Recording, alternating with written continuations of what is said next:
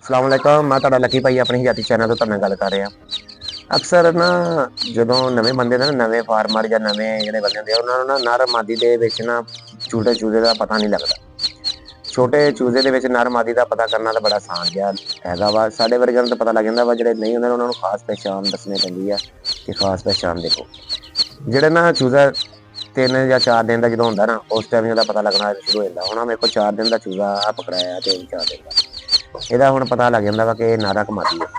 हूँ आ चूजा ठीक है ना, यह चूजे के देखोगे तो ये ना पर सिर्फ ना नुक्कर के उत्ते पर जो ना आह 2-3 निकलने शुरू होए, बाकी सारे खाली है। बैक साइड है गोल गोल ठीक है ना, तो आवाज़ भारी आवाज़ भारी भारी यह है नर, यह नर।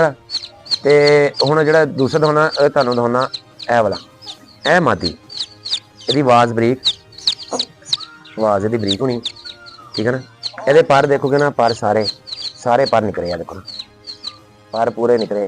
बैक साइड गोल नहीं, बैक साइड तान होगी, ऐसे बैक साइड ऊपर होगी। इतों यदि दुम जी जल्दी निकलनी शुरू हो जाएगी। ये पर ज़्यादा निकलने शुरू हो गए साइडों के पल्लियां के सारे पर पूरे तरह देखो ना, पूरे पल्ले जोड़े ना निकलने शुरू होंगे। यह मादी की निशानी, यह निशानी ये हूँ बंदा कहे ना अक्सर लोग कहते सानू तो एक दिखाया तो एक जो पता लगता।